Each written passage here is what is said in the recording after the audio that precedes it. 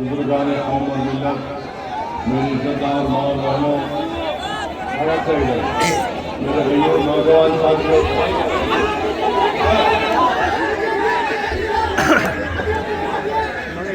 मुस्लिम प्रगतिशील परिवार मोहतरम जनाब हसनैन साहब मजलिस इत्तेहाद मुस्लिमीन ठाकुर उम्मीदवार, मोहतरम जनाब असद गनी साहब, तस्लीमुद्दीन साहब, मौलाना सुल्तान साहब, फरीदुद्दीन साहब, मुफ्ती आफाक साहब, मौलाना अकमल साहब, नसीम साहब, मौलाना फिरोज साहब, अनवर इलाही साहब, सरपंच अब्दुल रज़ाक साहब, आफ्ताब अली साहब, साउंड को बढ़ाइए, साउंड को बढ़ाइए, मुखिया रशीदीन साहब, मुखिया दिलशाद साहब, मुखिया शहीद अनवर साहब, हसरत साहब, मुखिया शहीद साहब, मुमताज साहब। सबसे पहले आप तमाम का शुक्रगुजार हूँ कि आपने अपना कीमती वक्त निकाल कर आज यहाँ पर जनाब हुसैन साहब की इंतखाबी रैली में आपने शिरकत की। आप तमाम का बहुत शुक्रिया। और एक दिन के इंतजाम में यहाँ पर दीगल बैंक फंसिया में ये जलसे में इतनी बड़ी तादाद में, हजारों की तादाद में आपने शिरकत की। मैं आप तमाम का शुक्रिया अदा करता हूँ। और आप तमाम की मौजूदगी इस बात का पैगाम देती है कि इंशाअल्लाह ताला ठाकुरगंज से अब की बार ना सऊद कामयाब होंगे, ना गोपाल कामयाब होंगे, बल्कि अब के बाद इंशाअल्लाह आप लोग जनाब हसनैन साहब को अपना विधायक मुंतखब करने जा रहे हैं। मेरे अजीज दोस्तों और बुजुर्गों, मैं आपको एक बात बताना चाहूँगा कि इंशाअल्लाह ताला आप तमाम की दुआओं से, आप तमाम के साथ से यहाँ पर जनाब हसनैन साहब जो मजलिस के उम्मीदवार हैं, जिनको अपनी टीचर की नौकरी को छोड़ना पड़ा और उनको कुर्बानी देना पड़ा क्योंकि वो आपके इंसाफ की लड़ाई लड़ रहे थे, मुझे यकीन है कि उनकी कामयाबी के बाद इंशाअल्लाह ताला तुलसिया में आठगाछी में नदी के पुल का निर्माण होगा। मुझे यकीन है कि नदी के कटाव का काम होगा और यहाँ पर बड़ी बस्ती में वहाँ पर पुल का इंतजाम होगा। PHC को CHD में बनाया जाएगा, मंडी को पूरा किया जाएगा, बालसा में नदी का पुल होगा, डिग्री कॉलेज होगी, पंचायत के गुरुमारा में और दोपची के पास एक पुल की बहुत बड़ी जरूरत है। मैं आपसे वादा कर रहा हूँ कि इंशाअल्लाह ताला वो काम भी हम शुरू करवाएंगे मंजूर करा के। और फिर आठियाबाड़ी में, टप्पू में, गोरा मारू में कई गाँव के लोग 1 किलोमीटर का फासला आधे घंटे में या 1 घंटे में तय करते हैं।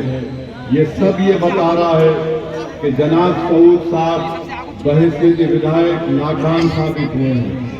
मैं इससे पहले भी कह रहा हूँ, चुनाव से पहले अगर सऊद साहब जनता के दरमियान में खड़े होकर उस मुकाम, जिस मुकाम पर वो जलसा कर रहे हैं, वहाँ के 20 लोगों का नाम बगैर कागज देके पढ़ के सुना दे तो मैं समझूंगा कि उन्होंने कुछ किया है ठाकुरगंज की जनता को।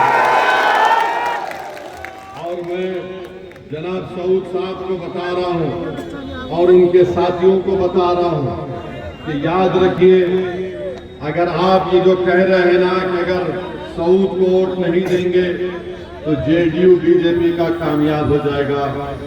जनाब सऊद साहब और आज के ठेकेदारों की जो तमाम दास्तानें हैं मैं जानता हूँ। मैं जनाब सऊद साहब को और उनके ठेकेदारों को पैगाम दे रहा हूँ, यहाँ से BJP JDU को जो हराएगा, यहाँ से ठाकुरगंज से जो मोदी को शिकस्त देगा, उसका नाम हसनैन होगा, सऊद नहीं होगा। और ये बार बार कहना कि ओवैसी आएगा तो वो जीत जाएगा, मेरे भाई वो जमाना चला गया कि तुम जब डराते थे अब ठाकुरगंज और सीमांचल की जनता बोल रही है कि जालिमों, अब ओवैसी शेर बनकर सीमांचल में आया।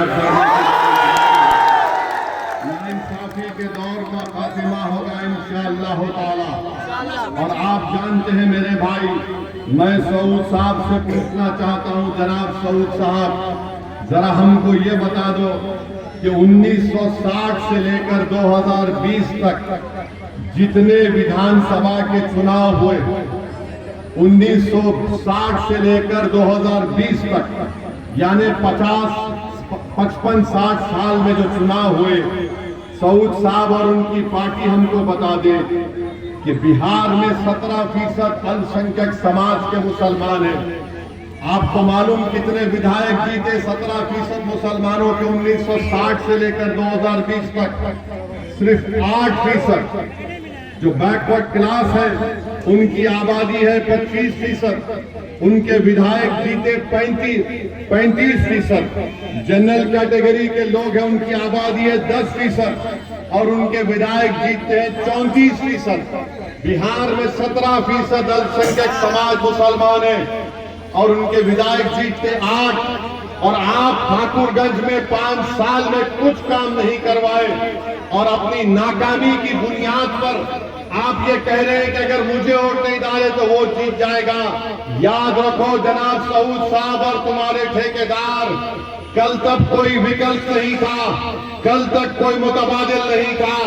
आज मुतबादिल के तौर पर सऊद्दीन ओवैसी तुम्हारे सामने और बीजेपी के सामने।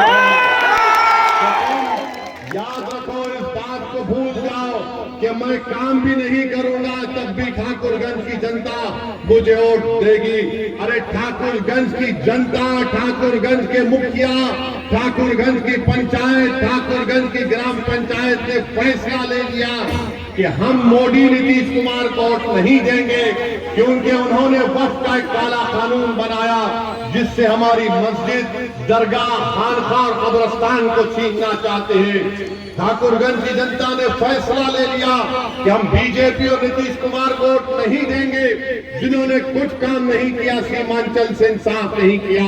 ठाकुरगंज की जनता ने फैसला ले लिया कि मोदी ने काला कानून बनाया ट्रिपल तलाक का, मोदी ने CAA का अलग कानून बनाया, हम उसका साथ नहीं देंगे।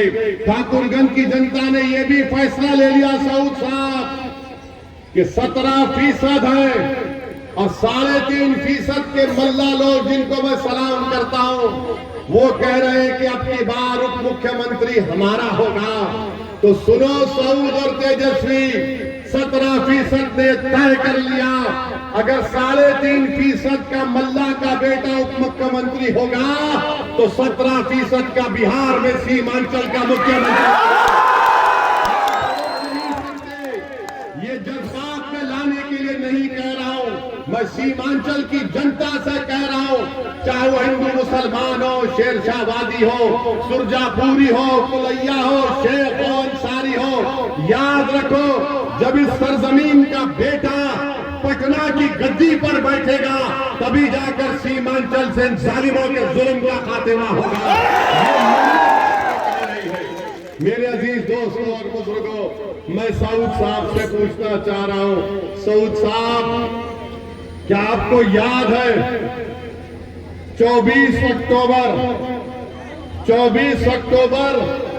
89 को 79 को 24 अक्टूबर 1979 को क्या हुआ था सऊद साहब? भागलपुर का फसाद हुआ था। कौन सी पार्टी सत्ता में थी? 1000 लोगों की मौत हुई, भागलपुर की खेतों में लाशें पड़ी हुई थी, दफनाया नहीं गया, तो उस पर फूल गोभी को घाट गई थी। बताओ सऊद साहब, ये आपको याद नहीं होगा? अपने बुजुर्गों से पूछो। बताओ सऊद साहब, 22 सितंबर 2022 को सीवान में क्या हुआ था? सुनो, तुलसिया की आवाम 22 सितंबर 2022 को तेजस्वी यादव उप मुख्यमंत्री थे। सीवान में एक 60 साल का बच्चा अपने दादा के साथ मस्जिद में गिरफ्तार कर लिया पुलिस ने। हजरत पुलिस ने गिरफ्तार किया, और हुआ क्या, वो 7 साल का बच्चा, उसकी मां सीवान के पुलिस स्टेशन के बाहर खड़ी थी 2 दिन तक, और वो रो रो कर कह रही थी मेरे बेटे की उम्र 13 साल नहीं 8 साल है। 2 दिन तक एक 8 साल का मासूम बच्चा बगैर अपनी मां के पुलिस स्टेशन में गुजारा। बताओ साउंड, तुम विधायक थे, तुमने उस बच्चे के लिए आवाज उठाई?